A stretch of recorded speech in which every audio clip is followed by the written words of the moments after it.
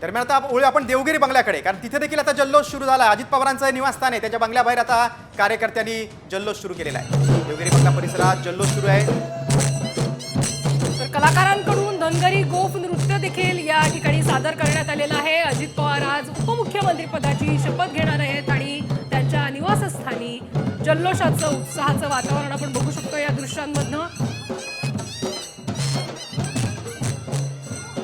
थेट जाऊया आपण देवगिरी बंगल्यावर. तिथे आमचे प्रतिनिधी अभिजित सोनवणे आहेत. अभिजित, अजित पवारांच्या बंगल्याबाहेर लाडक्या बहिणी देखील आहेत किंवा आपण बघतो की धनगरी गोफ नृत्य देखील सादर होतंय, काय माहोल आहे?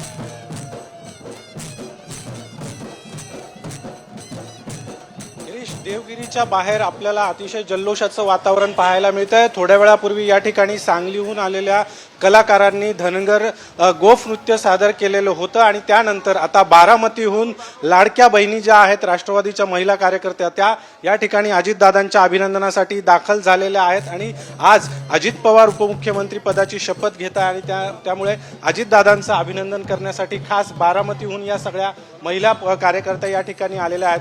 ताई, आज अजित पवार उपमुख्यमंत्री पदाची शपथ घेत आहे सावंतवाडीला, कुठून आलेले आहात, काय? आम्ही माळशिरस तालुक्यामधून आलोय, नातेपुते शेजारी दहेगाव गावातून. आम्हाला खूप आनंद होत आहे की अजितदादा आज शपथ घेणार आहेत, त्याच्यासाठी आम्ही त्यांना कॉंग्रॅच्युलेट करण्यासाठी आलो आहोत. गुलाबी फेटे पण घातले, त्याच आनंदासाठी घातले आहेत त्यांना. तुम्ही कुठून आलात? दहेगाव माळशिरस केलं अभिनंदन केलं अजितदादा? हो केलं. काय म्हणाले? ही महिला कार्यकर्त्या या ठिकाणी आहेत, आपण त्यांच्याशी देखील बोलण्याचा प्रयत्न करूया. ताई, कुठून आलेल्या आहेत? आम्ही सोलापूर जिल्ह्यात ना माळशिरस घालून आलेल्या आहात या ठिकाणी. अजित दादांच्यासाठी. ताई, कुठून आलेल्या आहात? मी पुण्यावरून आहे, दौंडवरून आलेली आणि लाडक्या दादांना आज उपमुख्यमंत्री पदाच्या हार्दिक शुभेच्छा व्यक्त करतो आणि लाडक्या बहिणींचा पाठिंबा इथून पुढच्या काळात लाडक्या दादांना राहणारच आहे. ताई, गुलाबी फेटा घालून आहे. गुलाबी फेटे हा दादांचा कलर आहे, दादांना खूप आवडतो हा कलर, म्हणून आम्ही सोलापूर जिल्ह्यातून लांबून आलो, दादांच्या प्रेमापोटी आलेलो आहे. दादांच्या प्रेमापोटी आलेलो.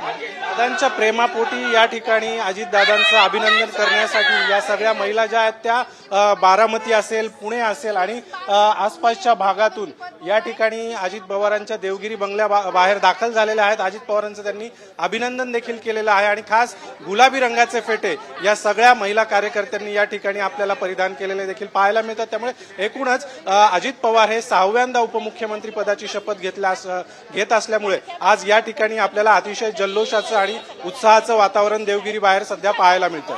अभिजित, पुणे जिल्हा असेल किंवा सोलापूर जिल्हा असेल, इथले कार्यकर्ते, इथल्या लाडक्या बहिणी दाखल झालेल्या देवगिरी बंगल्यावर आणि त्याचे आपण दृश्य बघतोय की मोठा उत्साह आपल्याला अजित पवारांच्या निवासस्थानाबाहेर दिसतोय.